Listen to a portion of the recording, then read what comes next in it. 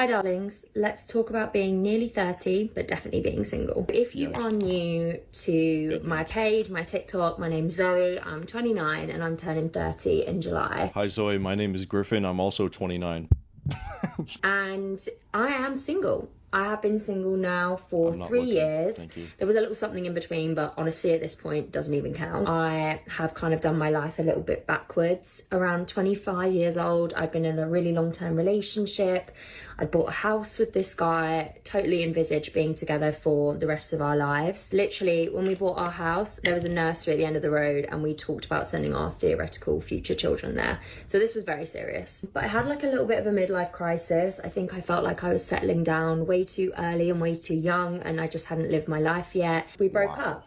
So I did have another relationship after that was very toxic and emotionally abusive. That's another story for another day. We now are where we are now, which is pretty much 3 years single and approaching 30 this summer. Wow. Wow. She had it all. And she's like, hey, you know what? I kind of want to, get run through by a bunch of dudes. How does that sound? I kind of want to have a career. Yeah, that sounds good. She's going to be regretting that for the rest of her life. You're 25, settled down, you have a house together. So obviously the dude was quite successful if you can buy a house in today's economy. She just fumbled the biggest bag of her life. All in the name of womanism. I'm super strong and independent. I want to go out and live life because my inherent purpose is to have experiences. My purpose is to be in the clubs. Raising children? Hell no. Getting pumped and dumped? Hell yeah. I don't know who that character is, but I imagine that's what she sounds like. Am I a little bit broken? Am I at the point in my life where I've just kind of, I guess maybe worried myself from being alone and also being burnt, that I just have put up blockers because I just find it easier to be on my own and reduce my likelihood of being hurt? Now, please don't get me wrong, I definitely don't feel positive about being on my own all the time.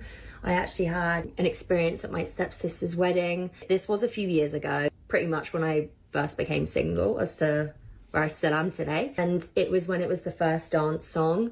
And I've never dreaded it more in my life, but the reality was honestly so much worse than I actually thought it would be. Obviously, the couple went onto the dance floor, did their dance, and it gets to that bit where they invite everyone else onto the dance floor.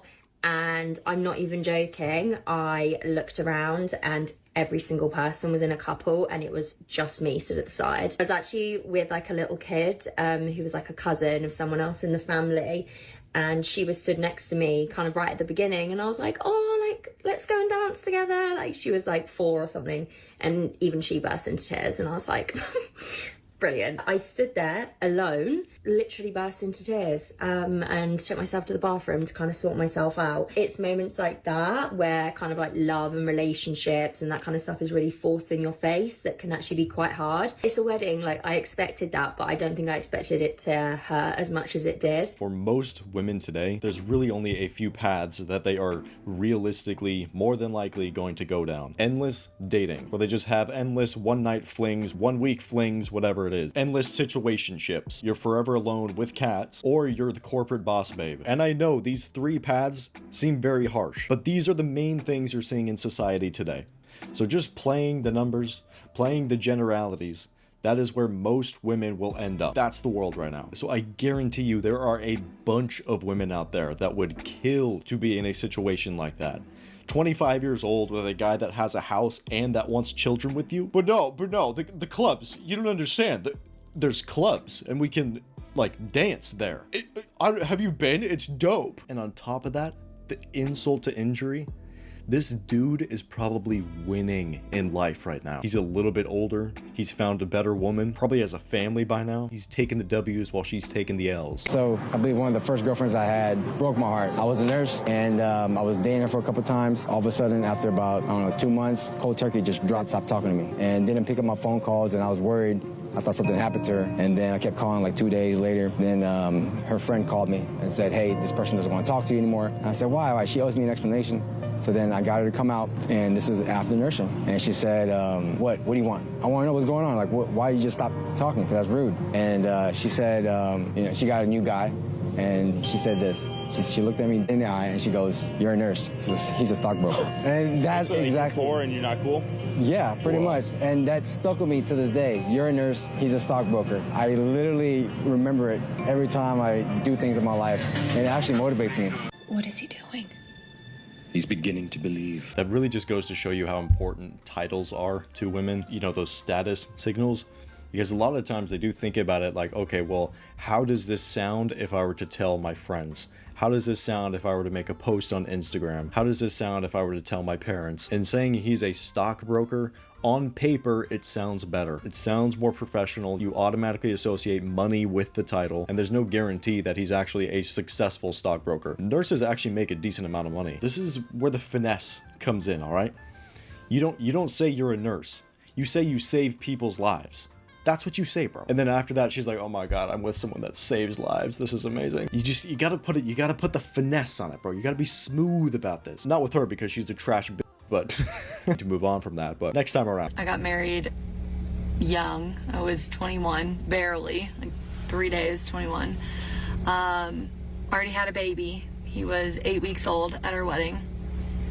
And I remember feeling like my marriage was temporary from the beginning. Like that I wasn't gonna make it. And I didn't know what that feeling was. I just thought it was. So let me get this straight. She was married for 10 years, strung this man along for 10 years, had children with this man, and knew from the beginning that she didn't want to marry him. Marriage is forever, and it's not temporary, and age is not an excuse in my opinion. But there's more to the story, so continue. Fighting for me, I was pushing him away.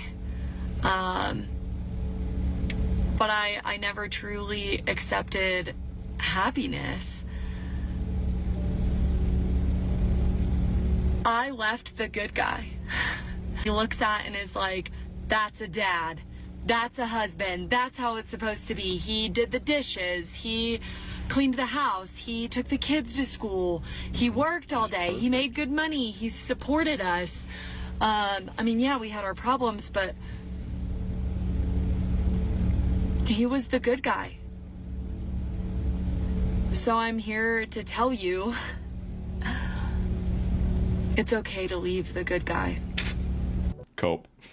Cope. Okay, so she just ruined her life, but I don't want to talk about it right now. I want you guys to actually learn something from this. I want you to take away a lesson from this, okay? So what does it mean when women say he was the perfect guy, but then they always leave that guy? What does that mean? Simply put, it means that he was not exciting. More than likely, he's towards the beta category, didn't know how to spike emotions at all, didn't have any game, didn't have much frame at all. His finances were on point. He was nice. He did everything she asked. He was helpful. He was good with the kids. But this guy basically didn't have any game. He didn't know how to deal with women, either in the bedroom or outside of it. Because if this guy was that Chad, you know, the guy that has that physical presence, and she had that raw carnal attraction for this guy, there would be none of this, "Oh, he was perfect, but I broke up with him." And this is something that is just really not talked about enough. And I don't talk about it that much because honestly, YouTube just doesn't like it. But one of the fundamentals of a healthy, good relationship is if you can throw it down in the bedroom.